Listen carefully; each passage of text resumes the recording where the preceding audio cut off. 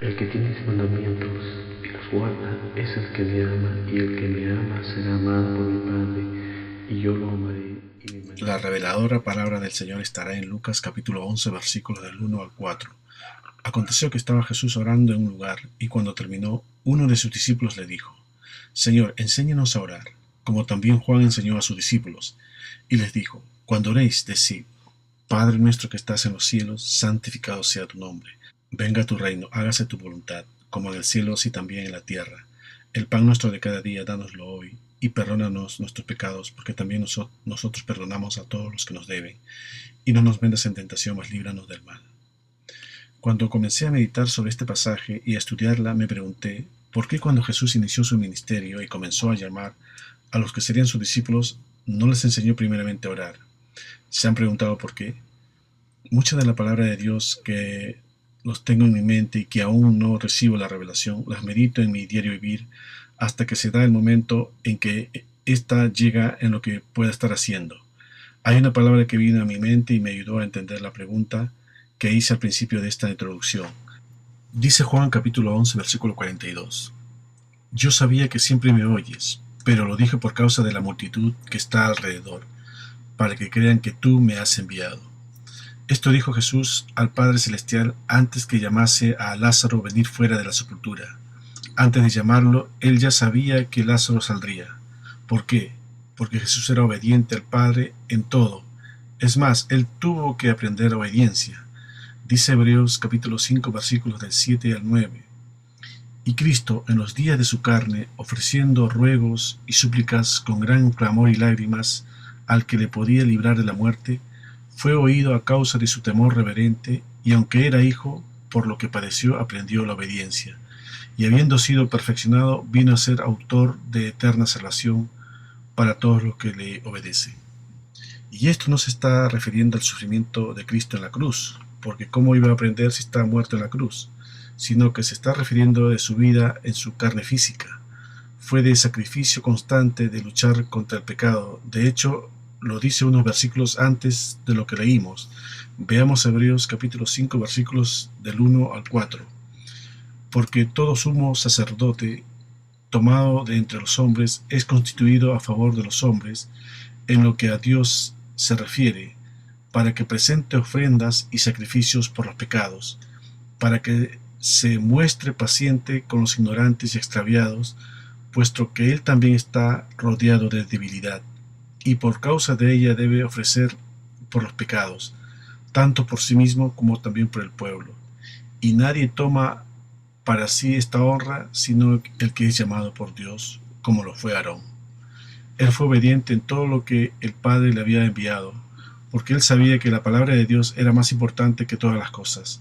Incluso en su última oración, antes de ir a la cruz, deslizó la posibilidad de pasar el sufrimiento que vendría en la cruz, no como la voluntad de él, sino como la del Padre, quien no lo pasó, pero sí lo fortaleció. Veamos Lucas capítulo 22, versículos del 39 al 43. Y saliendo se fue como solía al monte de los olivos, y sus discípulos también le siguieron. Cuando llegó a aquel lugar les dijo: Orad para que no entréis en tentación. Y él se apartó de ellos a distancia como de un tiro de piedra, y puesto de rodillas oró, diciendo: Padre, si quieres, pasa de mí esta copa, pero no se haga mi voluntad sino la tuya. Y se le apareció un ángel del cielo para fortalecerle. Lo que queremos hacer ver es que la importancia de la obediencia a la palabra hará importante la oración, si no será ineficaz. Sabemos que la oración es muy importante, pero debemos ubicarlo en su contexto, donde será de mucho poder para nosotros. En mi caminar por el Evangelio escuchaba una tensión casi como confrontación entre los que estaban a favor de la palabra y los que estaban a favor de la oración. Unos decían que uno era importante, otros decían que lo otro, pero los dos son importantes. Primero la palabra, luego la oración. Y cuando digo la palabra es si se está practicando, porque llenarse solo de conocimiento no tiene mucha validez. A Pablo le sirvió solo después de tener un encuentro con el Señor, porque los que dan importancia solo a la oración da para pensar que dicen así para no darse el trabajo de escudriñar la palabra y practicarla, y solo esperar a orar unos minutos y pensar que todo está bien. Dice Juan capítulo 6 versículo 27, trabajad no por la comida que perece, sino por la comida que a vida eterna permanece, la cual el Hijo del Hombre os dará, porque a este señaló Dios el Padre. Voy a dar un ejemplo en lo natural para entender lo espiritual. Por ejemplo, si hay un bebé de meses de nacido y empieza a llorar, los padres se van a preocupar, le van a dar un orrurú, le van a dar su comida o van a preguntarse qué le sucede. Siempre que el bebé llora van a acudir en su ayuda. Ahora, conforme el niño crece, va a poder comunicarse con su padre, va a saber cómo es el padre, va a entender que el padre desea lo mejor para él, va a saber los principios que tiene el padre para que él también vaya por ahí.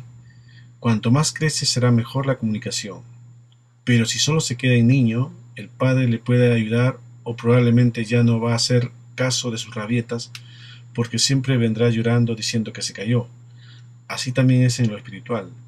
No va a ser lo mismo un bebé que siempre llora que un hijo que está en el colegio o en la universidad. La ayuda potencial será mejor. Al ser mejor la comunicación, mejor serán los resultados. Después de todo, la oración es una comunicación. Y hoy vamos a aprender a orar según la enseñanza de nuestro Maestro. Empezamos entonces en el versículo 1 de nuestro texto principal. Dice, aconteció que estaba Jesús orando en un lugar, y cuando terminó, uno de sus discípulos le dijo, Señor, enséñanos a orar, como también Juan enseñó a sus discípulos. En primer lugar, el orar no empezó cuando Jesucristo vino, sino que ya en el Antiguo Testamento se oraba. Y si se dan cuenta, el orar era parte de los grandes hombres de Dios. Empezó con Abraham. Veamos lo que Dios le dice a Abimelech en sueños cuando casi toma a la mujer de Abraham. En Génesis capítulo 20, versículo 7. Ahora pues, devuelve la mujer a su marido, porque es profeta, y orará por ti y vivirás. Y si no la devolvieres, sabe que de cierto morirás tú y todos los tuyos. Veamos por ejemplo en Moisés, en Éxodo capítulo 8, versículo 9. Y dijo Moisés a Faraón, dígnate indicarme cuándo debo orar por ti, por tus siervos y por tu pueblo, para que las ranas sean quitadas de ti y de tus casas, y que solamente queden en el río. También el orar de Samuel en 1 de Samuel capítulo 7, versículo 5.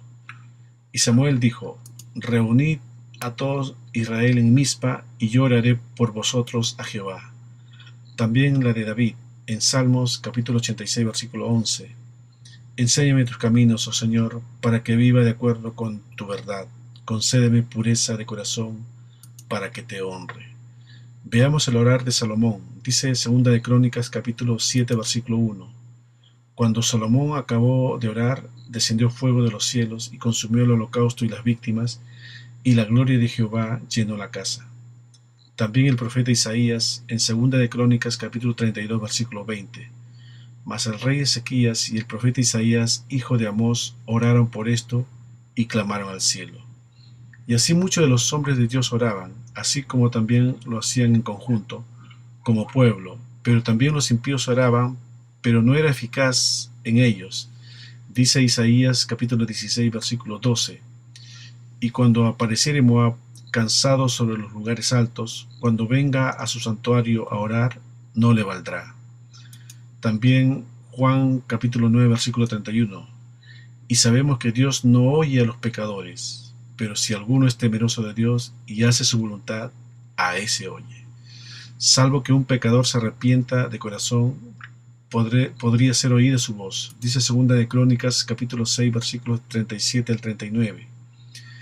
Y ellos volvieren en sí en la tierra donde fueron llevados cautivos, si se convirtieren y oraren a ti en la tierra de su cautividad, y dijeren, pecamos, hemos hecho inicuamente, impíamente hemos hecho, si se convirtieren a ti de todo su corazón y de toda su alma en la tierra de su cautividad, donde los hubieren llevado cautivos, y oraren hacia la tierra que tú diste a sus padres, hacia la ciudad que tú elegiste, y hacia la casa que he edificado a tu nombre, tú oirás desde los cielos, desde el lugar de tu morada, su oración y su ruego, y ampararás su causa, y perdonarás a tu pueblo que pecó contra ti.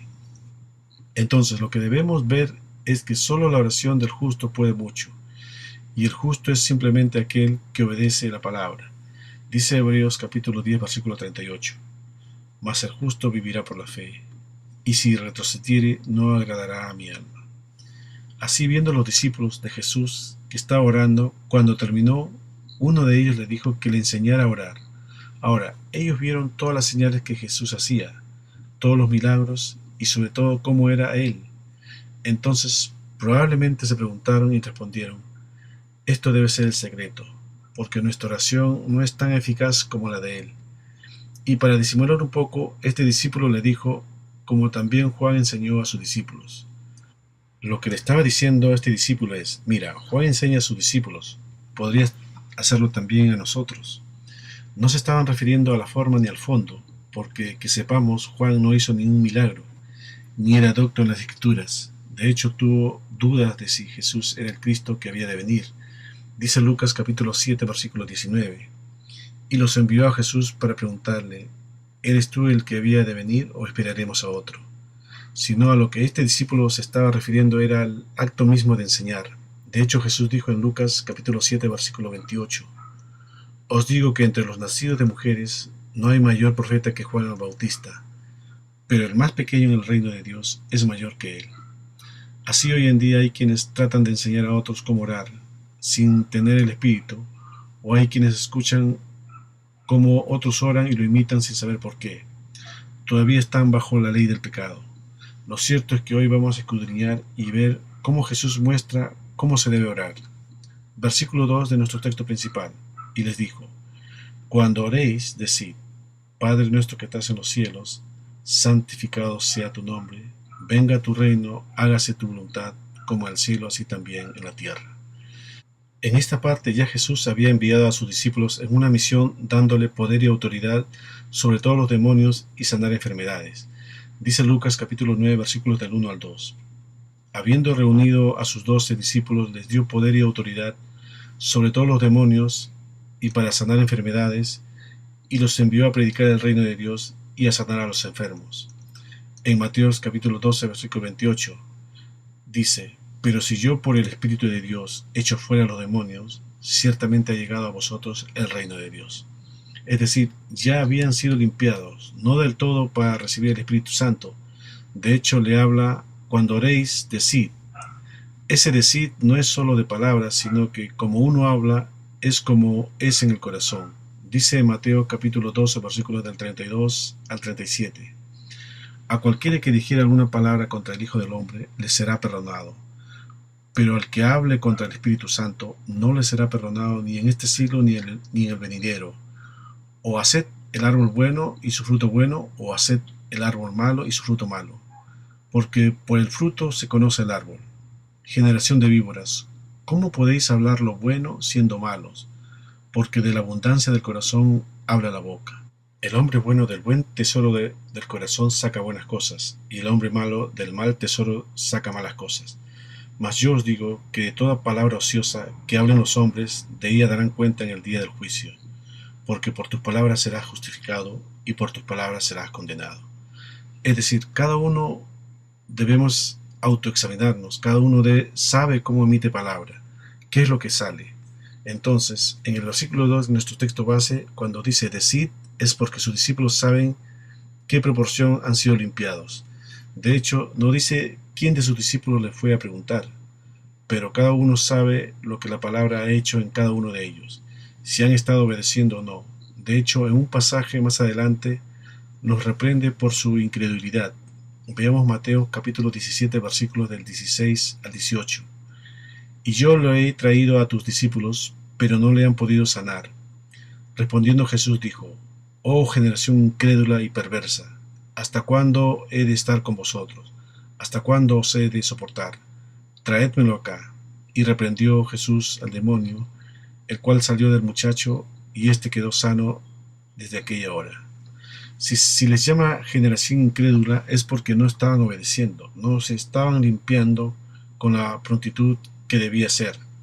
Pero si ya estaban limpios, solo esperando el poder del Espíritu Santo, entonces podían decir: Padre nuestro que estás en los cielos.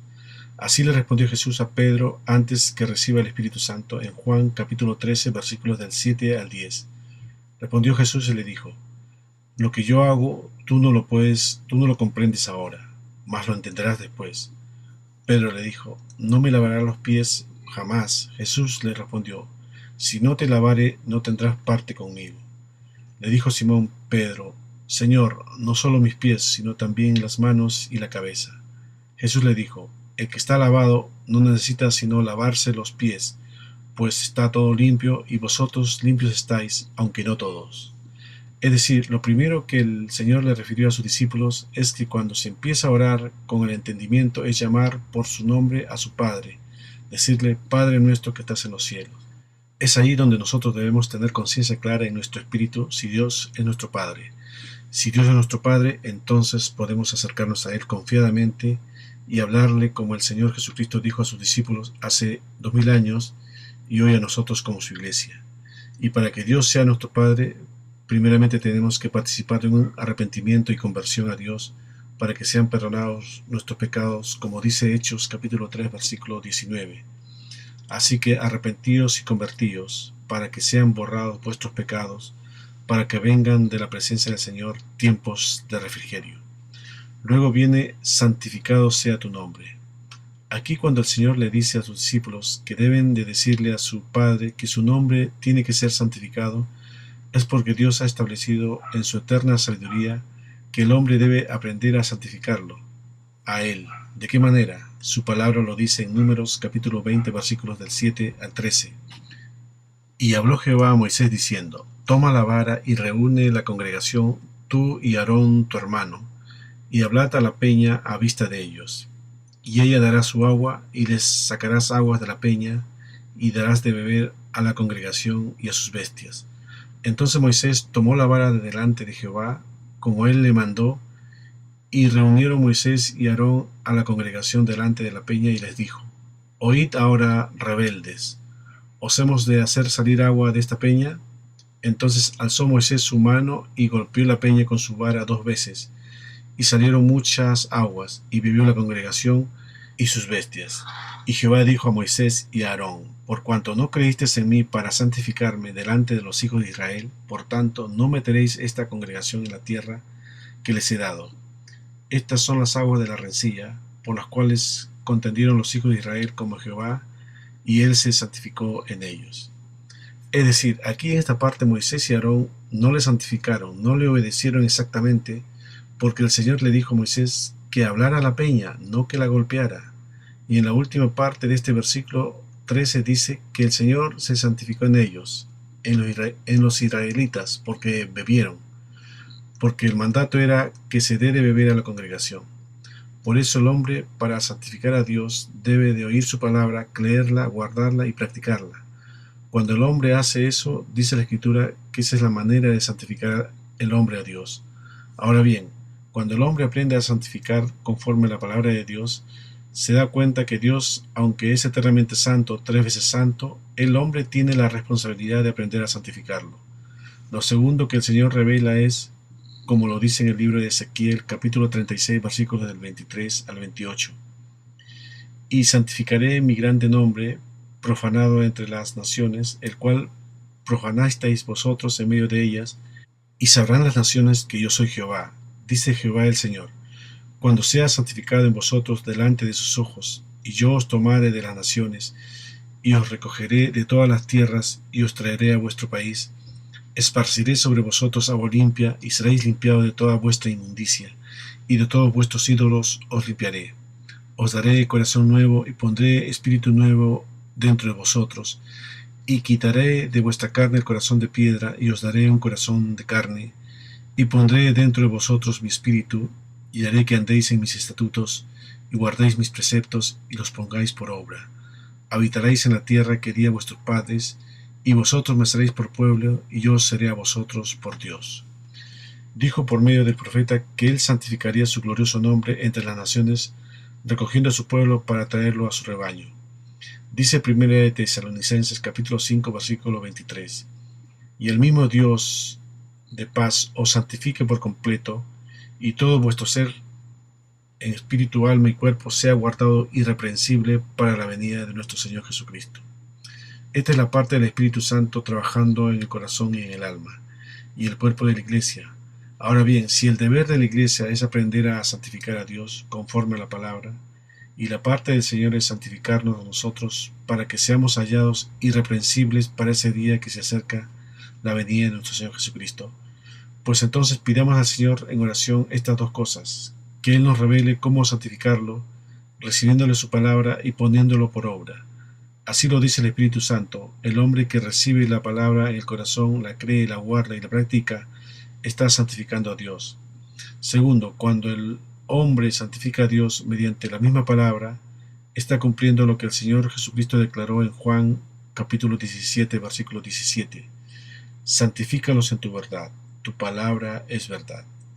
Veamos también el libro de los Hebreos en capítulo 12, versículo 14. Seguid la paz con todos y la santidad, sin la cual nadie verá al Señor. El Espíritu Santo revela que sin paz y sin santidad nadie ve al Señor. El todo de la iglesia es la santificación. Cuando Dios cosecha ese fruto de la iglesia, la santificación, Dios se alegra de saber que su tierra regrese el fruto que Él sembró, la semilla de la santificación. Cuando el hombre es santificado con Dios, ahora tiene una comunión íntima con el Señor. Dice Salmos capítulo 25, versículo 14. La comunión íntima de Jehová es con los que le temen, y a ellos hará conocer su pacto. De esta manera la iglesia comienza a santificar a Dios y Dios a la iglesia, y comienza a haber una comunión íntima entre la iglesia y el Señor. Dice Salmos capítulo 34, versículo 15. Los ojos de Jehová están sobre los justos y atento su oído al clamor de ellos. De esta manera la comunión íntima va creciendo y vamos viendo los resultados, mayormente como dice Romanos capítulo 6, versículo 22. Mas ahora que habéis sido libertados del pecado y hechos siervos de Dios, tenéis por vuestro fruto la santificación y como fin la vida eterna.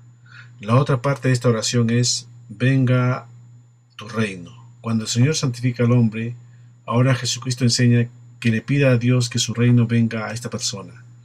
Jesucristo es el reino de Dios, y ese reino tiene que ser establecido en el corazón, en el alma y en el cuerpo del hombre. Cuando eso acontezca, ahora este hombre o mujer se va a dar cuenta de lo que es ser gobernado por Dios, porque en un reino hay un rey, hay leyes y hay un gobierno, para que se cumpla lo que dice Romanos capítulo 13, versículo 1. Sométase toda persona a las autoridades superiores, porque no hay autoridad sino de parte de Dios, y las que hay por Dios han sido establecidas. Así que la primera autoridad a la cual tenemos que someternos es a la autoridad de nuestro Señor Jesucristo, ya que Jesucristo revela que Él está sujeto a la autoridad de su Padre. Al pedir al Señor con revelación y con ayuda del Espíritu Santo de que su reino sea establecido en nuestros corazones, lo que le estamos pidiendo al Señor conforme a la palabra es que sus poderosas leyes, sus mandamientos por el Espíritu Santo comiencen a ser escritos en nuestros corazones, como está escrito en el libro de los Hebreos, en capítulo 8, versículo 10. Por lo cual, este es el pacto que haré con la casa de Israel después de aquellos días, dice el Señor. Pondré mis leyes en la mente de ellos, y sobre su corazón las escribiré, y seré a ellos por Dios, y ellos serán a mí por pueblo. Ahora, estas leyes poderosas de Dios van a echar fuera las leyes de Satanás, que son pecado y muerte, porque así está escrito en Romanos capítulo 8, versículo 2. Porque la ley del Espíritu de vida en Cristo Jesús me ha librado de la ley del pecado y de la muerte. La ley del pecado y de la muerte son echadas fuera del alma, del cuerpo y del espíritu del hombre, cuando el Espíritu Santo establece sus poderosas leyes para gobernar a este hombre conforme a la voluntad del Señor. Dice Lucas capítulo 11, versículos del 21 al 23. Cuando el hombre fuerte, armado, guarda su palacio, en paz está lo que posee. Pero cuando viene otro más fuerte que él y lo vence, le quita todas sus armas en que confiaba y reparte el botín. El que no es conmigo, contra mí es, y el que conmigo no recoge, desparrama. Cuando comenzamos a vivir esta grandeza de ser gobernados por Cristo, vemos los cambios que vienen al corazón, al alma y al cuerpo del hombre. Cambios totales y radicales, porque el corazón del hombre en pecado está enfermo, el alma del hombre en pecado está enfermo. No importa si haya recibido a Cristo, si las leyes del Espíritu Santo no han sido establecidos para gobernarlo, esa alma y ese corazón están enfermos todavía. Necesitamos una salud completa, de adentro hacia afuera, del espíritu y del alma hacia el cuerpo. Cuando la iglesia comienza a experimentar que la mayor sanidad comienza en el espíritu, un espíritu que está santificado es un espíritu que está sano, está limpio para que se cumpla lo que dice Mateo capítulo 5 versículo 8. Bienaventurados los de limpio corazón, porque ellos verán a Dios. Cuando las leyes del Señor gobiernan el corazón del hombre, dice que las leyes de Satanás, que son pecado y muerte, tienen que salir de la casa del Señor. La enfermedad del espíritu tiene que salir, y la salud, que es por medio de la palabra y el Espíritu Santo, toma ese corazón, así que ese espíritu ya nunca jamás estará enfermo. Ahora va a comenzar a deleitarse en aquel que le dijo que podía tomar de su plenitud. Dice Salmos capítulo 16 versículo 11: Me mostrarás la senda de la vida, en tu presencia hay plenitud de gozo, delicias a tu diestra para siempre. Cuando la ley del Señor toma el alma del hombre y las gobierna, ahora se terminó en esa alma lo que dice Santiago: Oh almas adúlteras, ¿no sabéis que la amistad del mundo es enemistad contra Dios? Cualquiera pues que quiera ser amigo del mundo se constituye enemigo de Dios. Así que hay una alma liberada por la ley del Señor, conforme al Espíritu Santo. Va a dejar de ser adúltera tanto en lo espiritual como en lo físico. Ahora esta alma va a aprender a amar la santidad del Señor, una vida que agrada al Señor, llevando fruto por completo en el espíritu, en el alma y en el cuerpo. Versículo 3 de nuestro texto base: El pan nuestro de cada día, dánoslo hoy. Ahora, esta oración que el Señor nos da es un modelo, y Él nos dijo que tenemos que orar esta oración. Él dijo que oráramos de esa manera, en ese sentido y en el orden que Él los dio. De hecho, Él dijo a sus discípulos en Mateo capítulo 6, versículo 7: Y orando no uséis vanas repeticiones como los gentiles, que piensan que por su palabrería serán oídos. Algo vano es algo vacío, inútil. Hay un pasaje en el Antiguo Testamento que nos muestra mejor esto, en donde Elías confronta a los profetas de Baal con un desafío de que ellos invocan a sus dioses preparando un buey para el sacrificio, y ellos saltaban, clamaban a grandes voces, pero no hubo nadie que les respondiese. Entonces Elías arregló el altar que estaba arruinado, preparó la leña y el buey, y dice en Primera de Reyes capítulo 18 versículo 36: Cuando llegó la hora de ofrecerse el holocausto, se acercó el profeta Elías y dijo: Jehová Dios de Abraham, de Isaac y de Israel, sean hoy manifiesto que tú eres Dios en Israel, y que yo soy tu siervo, y que por mandato tuyo he hecho todas estas cosas. Respóndeme, Jehová, respóndeme, para que conozca este pueblo que tú, oh Jehová, eres Dios, y que tú vuelves a ti el corazón de ellos. Entonces cayó fuego de Jehová y consumió el holocausto, la leña, las piedras y el polvo, y aún lamió el agua que estaba en la zanja. Elías hizo lo que el Señor le dijo, y Dios se manifestó con su poder. Su honrar no era de labios, sino de corazón, de obediencia. Si se dan cuenta, en los versículos anteriores de nuestro texto principal dice: tu nombre, tu reino, tu voluntad. Primero se trata de Él. Veamos Mateo capítulo 6 versículos del 32 al 33. Porque los gentiles buscan todas estas cosas, pero vuestro Padre Celestial sabe que tenéis necesidad de todas estas cosas. Mas buscad primeramente el reino de Dios y su justicia, y todas estas cosas os serán añadidas. Seguimos con el versículo 4. Y perdónanos nuestros pecados, porque también nosotros perdonamos a todos los que nos deben, y no nos metas en tentación, mas líbranos del mal. Luego, después de nuestro texto base, habla de nuestro pan, nuestras deudas, nuestras tentaciones. Tenemos el pan, tenemos el logos, pero para que sea nuestro tenemos que vivirla, y Él dará la oportunidad de que lo puedas vivir si realmente deseas hacerlo.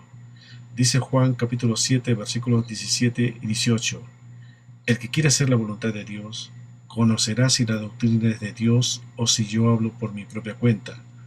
El que habla por su propia cuenta, su propia gloria busca, pero el que busca la gloria del que le envió, este es verdadero y no hay en él injusticia. Una vez que su palabra ha sido obedecida, entonces es revelado la voluntad con el pan diariamente.